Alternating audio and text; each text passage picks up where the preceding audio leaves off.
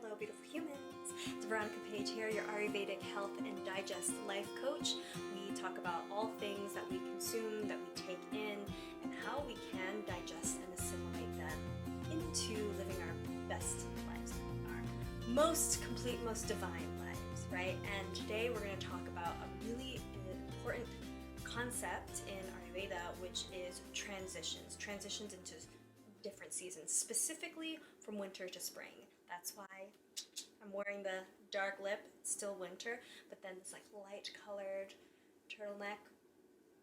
Spring, right? Spring is upon us, where flowers bloom, super beautiful. However, what happens in transition is usually some of the easiest times for things to fall. For chaos. What we'll talk about specifically is what's happening in nature in terms of the transition from winter into spring, how that relates and how that can explain what's happening in the body, ways that we can avoid those challenging transitional illnesses or diseases like colds, asthma, allergies, those respiratory imbalances and digestive imbalances as well. So how do we avoid those with certain routines, certain diets, protocols? So let's get into it right away. First and foremost, what is happening in nature that can explain to us what's happening in the body?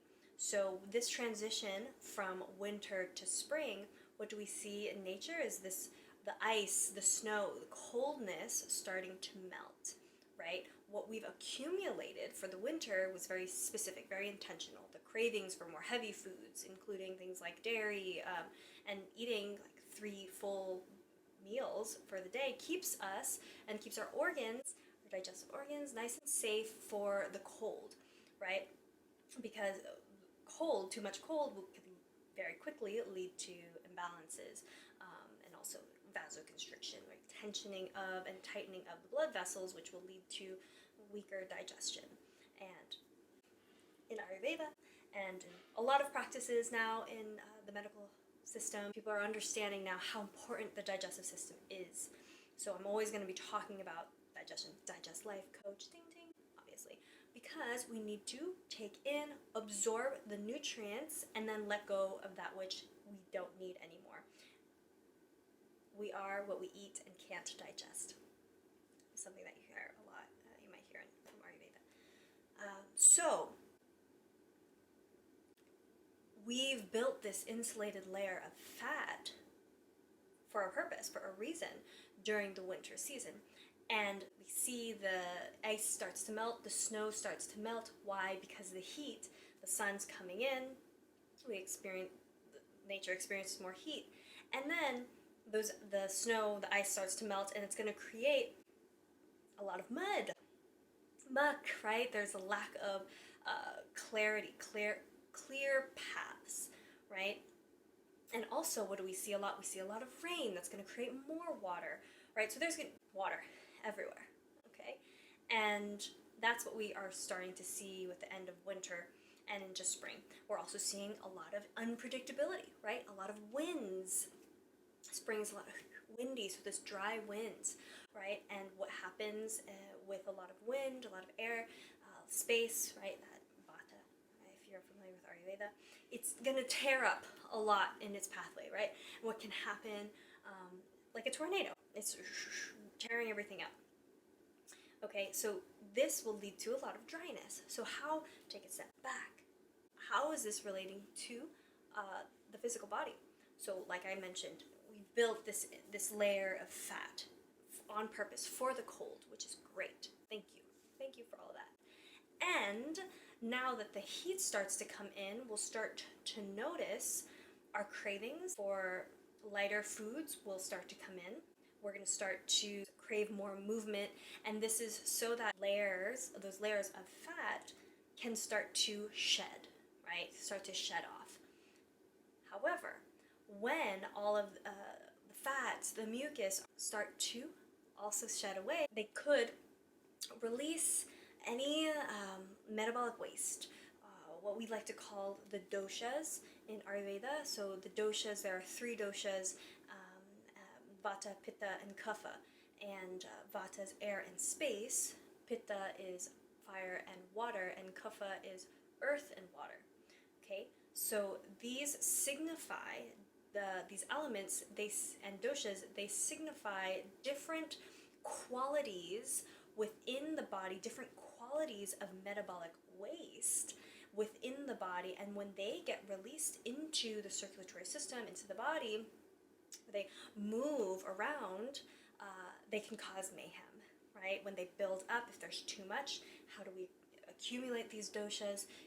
We'll talk about this in a whole nother video. There's a whole video about the doshas, I promise.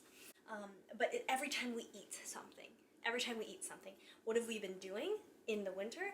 We've been eating a lot of kapha foods, a lot of foods that encompass earth and water, right? To build that stability for the cold, to keep us safe and strong. And now that the heat starts to come in, what was that? That's like the sun? Okay. The heat starts to come in and starts to melt down the layers, the kapha, the earth, the water, the layers of fat, and within those solid fats, mucus, there can be this metabolic waste, these doshas, and if they're released into the circulatory system, right, it'll be asthma, allergies, these different types of often respiratory issues, and cause us to feel like cold, all this stuffiness, these respiratory issues, which is very kapha in nature.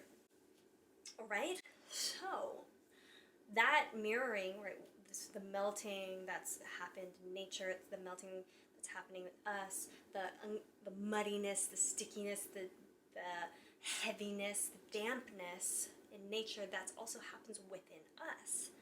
Okay, and then I mentioned also the air, the wind, and if we receive a lot of the wind, right, the tornadoes, that can cause tension, right? Again, that vasoconstriction, that's gonna hinder digestion from happening. We can experience a lot of dryness too. All of this to say, the body is now susceptible to these different diseases, imbalances, and the body is in a weaker state because dryness leads to like weakness. As we start to lose some of that earth and water and the build that we've created for winter, the body becomes not as strong. Just during this transition. In spring, as we enter into spring, which we'll talk about, we start to build that strength back up. It's one of the strongest, most powerful times for strength and training, which is in spring. But until we get there, just talking about the transition itself, which can lead to vulnerability, right? Again, when we talk about transitioning from work home, right? Going to work, coming home, just something as simple as that. Transitioning from having a client to making dinner, right? The importance of resetting and feeling clear in what's coming next and having an intention for what's next, instead of bringing in maybe some of the heaviness, right? The heaviness from the last thing that we did. A lot of the people that I work with, a lot of my clients, after working together for a bit of time, they come to realize for themselves that it's the transitions where a lot of the unhealthy habits tend to happen. There's transitions where it's like, oh, that's when I want to eat everything because I feel anxious, or this inability to stop, take stock, and then move on to the next best thing. It's hard to do that, so we might carry with us these more challenging or heavy habits, right? So that's what I say when things start to get sticky, a little chaotic during transitions. And that's why it's so important to find balancing routines and do them systematically to the best of our abilities, as long as we can keep our nervous system in a healthy, happy place. We don't want to do anything that's going to create more chaos. So this is a key point. How we do these transitions, how we do these routines, is we want to do so in a way that's very gradual, because transition from a season to a season and transitions in general already is a lot on the mind and the body. Like I said, the mind and the body like consistency. While the spirit wants to expand and wants to learn all these things, we are in these meat suits, right? We are in these three-dimensional meat suits, even though our spirits can be, you know, five-dimensional, seven-dimensional, whatever.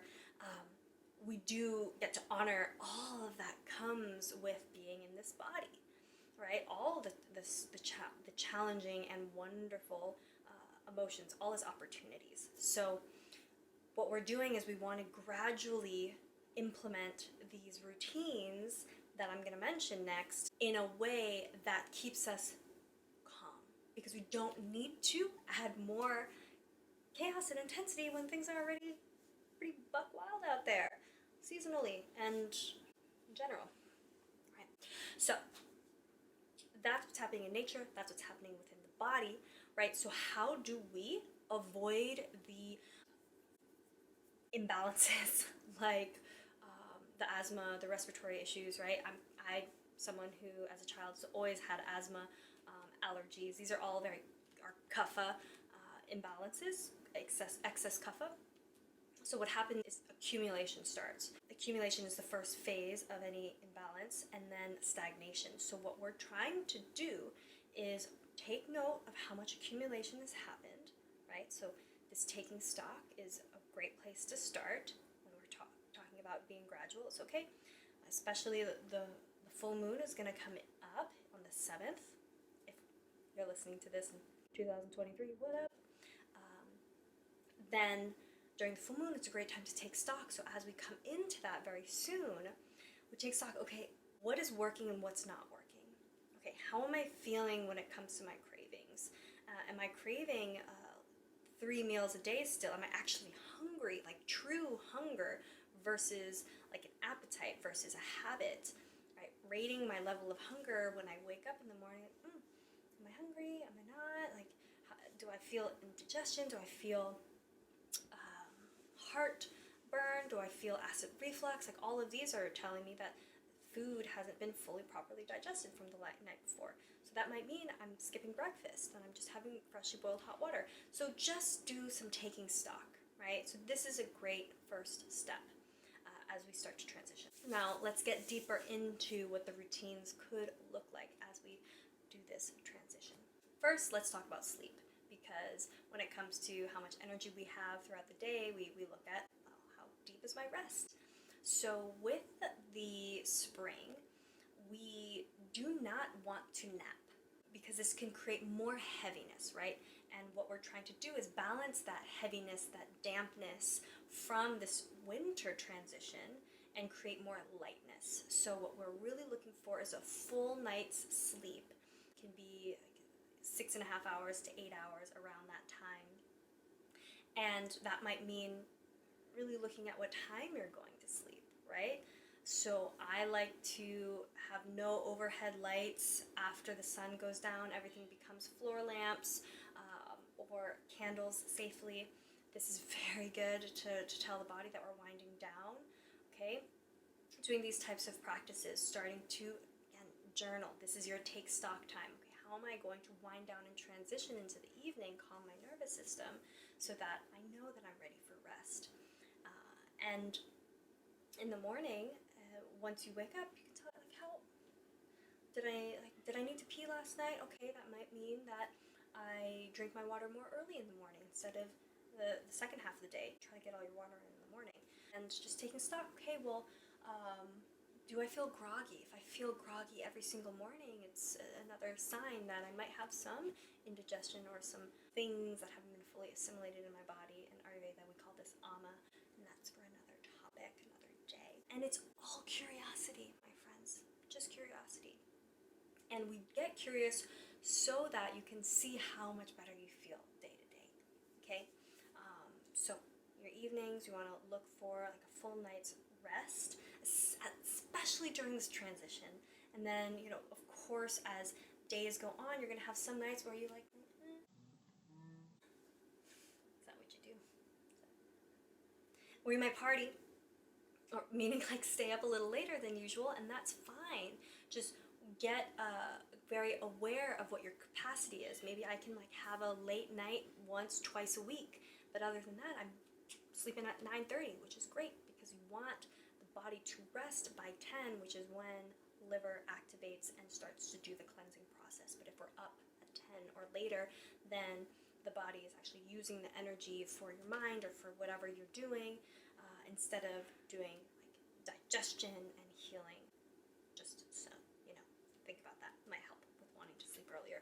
Then when you wake up, so in this late winter, it'd be very good to do that oil massage. Still very good. Warm oil massages, sesame oil is very good, so you warm that up in a double boiler, or use one of those oh, I'm gonna sneeze. Maybe not. Anyways, you light a candle, and I'll show it to you. So this is my little thing. It might be full of oil right now, but there's a candle inside, and then it heats up my oil. It's for tea, yeah, but it's really nice, and I have this, I use this every morning for my oil massages. It has sesame oil in it, unless you're working with a practitioner and you're getting some like medicated oils. Sesame oil might be a good place to start. Unless you're working with like a serious pathology, please do not do any of these practices unless consulting with a clinician, with an Ayurveda practitioner specifically. So you could do your oil massage, head to toe, face, let that soak in. I tend to do some strength training during this time to get it in, unless I wake up quite early, and I can do that before. Specifically during the season, there might be increased kapha. Again, if you're dealing with a different pathology and you're not feeling heaviness or sluggishness, fluctuating weights, you might have some be working with something else. This might be contraindicated. But if you feel like you're in the either generally healthy, or you're in the general vicinity of feeling the heaviness and lethargy of end of winter to spring, this will be great. You can put the oil on, do some strength training. I use weights safely, right? Do my sit-ups and safe. Sometimes it's just dance, which is very good for kapha. Sometimes it's just dance and put music on, and that's cardio too. Again, safely, please don't slip. And that's very good. Next, go into the shower, warm, hot, all right? Almost to the point of sweating. And wash everything off. So you might have to rinse your hair like 3 times. You want to get all the oil off because the oil is working as a surfactant. It's pulling out the metabolic waste from the skin, and we want to get that out and off of us, not having that waste sit on the top layer of the skin. So if you tend to be very dry, you might not notice a change until you do this several times in a row, because first it's going to pull the metabolic waste out skin, and then it's going to start lubricating the body. So this is what it's going to look like end of winter. As spring starts to come in, then you might shift over to dry massages in the morning. So patting. I was doing this as I teach yoga, and we do a lot of meridian activation, which is rooted in traditional Chinese medicine. But patting the body, using your palms or slapping fingertips, whatever works for you. But these pats or massaging the body, if it's dry, before showering, you can work out and then do the padding. Very good. Again, we're increasing circulation, which we really need, especially up in the upper respiratory region, right? So deep breaths, the sun salutations are very good, right? The Surya Namaskars, because you're mixing in breath with movement. So it can help removing the mucus and removing the waste from the respiratory system, which is what we really want during this season. If you do catch a cold or something like this, then we stop the workouts until it passes, right? And it's not a bad thing if you get sick, that you didn't do anything wrong. Please know that. It's very normal and human, but what do we do when we're sick? We rest. We rest. We rest. We act like we're sick, not act like we're not sick, which is what most people tend to do, and the society has seemingly taught us to do, is act like you're not sick when you're sick. Plug it up with different Tylenols or whatever.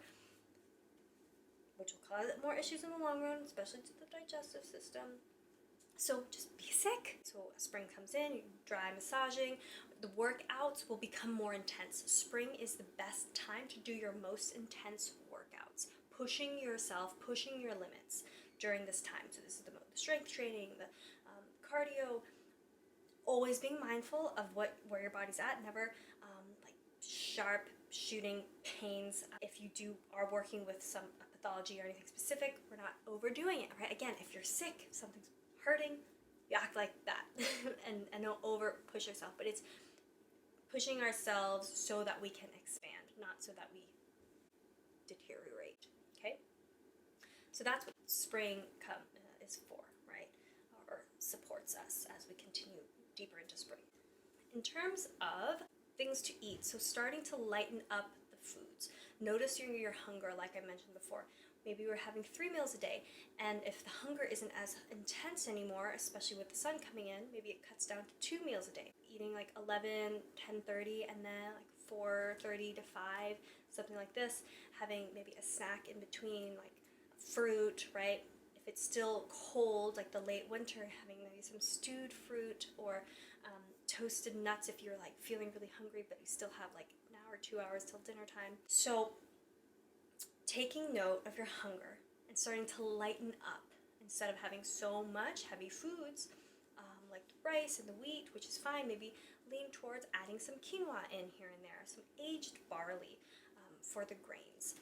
Instead of having, like beef or lambs, lean towards like the chicken, goat, lighter meats, lentils, dals. Can I tell you how much I love dals? There's so many different dals, different lentils, exploring those, right? The astringent flavor of beans. Astringent is that like tightening effect that happens in the mouth. That's usually because there's a lot of vitamins and minerals. That's astringent taste, like an unripe banana or like beans, right? So astringent mixed with bitter is very good for this springtime. So introducing these dals, introducing the cilantros, which is bitter, the dark leafy greens, right, like arugula, kale, dandelion greens, sauteed or steamed, and not the lettuce. Lettuce is basically water and it's cold, which is contraindicated because of the cold still and the liquefaction that's happening. We don't need to add more of that. So instead we're looking for like astringent, the things that are tightening, the bitters that's going to flush the body, right? And drying foods like the quinoas, like millet, right? Instead of the oatmeal, going towards the millet. And so this is what the diet's going to start looking like. Being aware of your hunger and introducing these flavors. The astringent, prioritizing, bitters, prioritizing, and even like, a little bit of sour to help with secretion while you're having astringent foods, right? But not too much. And not as much as the sweet foods. I'm not saying have none of them. What I'm asking you to do is get curious. And that's what this is all about. All this is information, and I'm not ever going to give a specific diet plan. I never give a specific diet plan for my clients. But it is like, okay, avoid this for now while you are coming back to a place where your cravings are more biological instead of, right, up in here based on habit or fears or scarcity. So this is what it'll look like. Apples are really good at this time too, right? They're astringent, but just a little bit sweet. You can stew them, dice them up, add some cinnamon during especially the late winter, and like a handful of arugula. That'll be a great breakfast, and then that'll be great. It tastes really good, actually. You can't taste the arugula. One of my faves. So this is what diet could look like, and you can click below for more information. What if you get sick, right? What if you do get sick? Then what can you do, right? Again, act like you're sick, right? To open up the sinuses, right? Because this is probably going to be sinus respiratory challenges. You can use a little bit of eucalyptus oil, warm it up in the hands because eucalyptus in itself is kind of cooling, but warm it up, and you can start to massage around the nose, bridge of the nostril, and then coming up and around the eyes, draining it out sides of the neck, back to the nose, right? All the way up, inner crease of the eyebrows, down. So draining, right? You want to think about draining, and you'll notice how things start to open up, getting to the outer crease of the nostrils, massaging here, and just open it up, right? And you can steam water, go under a blanket, let out all the mucus, like really let it all out. Boil some water safely, go underneath, again safely, and let the steam come in. This is best in the morning, please. If you're gonna do this in the morning. And let all the mucus out. Do this before you shower. And then rest, having light, easy to digest foods, whether you're sick or not, especially during this transition. Light and easy to digest foods like porridge. Khichdi is very popular in New Age Āyurveda, and it's very great. It's a mix of different spices, rice, mung beans, cilantro, lime. Very good. However, it can be too activating and too pungent if we're working with a pathology or inflammation. So if you're sick, having porridge, something super simple, it could be like grandma's chicken noodle soup type of dish. It could be rice soup with some chicken broth. It can be even at night if you're not hungry because you're sick, just the rice water, right? Soaking that for about 10 minutes and drinking the rice water, ideally a little warm.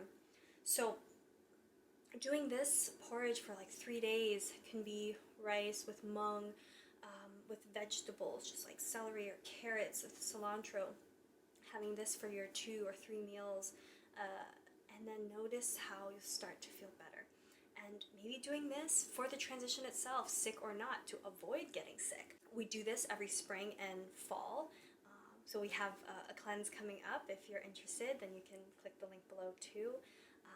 This is going to be a full spring equinox digestive reset so that we can transition safely and get the immune system nice and strong to where it needs to be. If you have an overactive immune system like me, I have an autoimmune, it calms immune system. If you do need a stronger boost of immunity, it will support it. So you can click the link below and ask me if you have any questions, write in the comments please. But it's basically what we just said, porridge. We're having porridge and we're doing these practices. We're keeping the nervous system calm during this time of a lot of chaos so that we can transition with ease. We learn so much about ourselves during transitions if we give ourselves the time and space to take stock. So this was a lot of information. You're amazing for sticking with it. Thank you for listening. If there's anything else you want to know about transitioning, about winter into spring, about the spring equinox in general, let me know. Let me know in the comments. Reach out to me. If this is helpful for you, please share, subscribe, do all that good stuff. It helps me make more videos like this so that hopefully I can support you in your healing journey. Sending you so much love.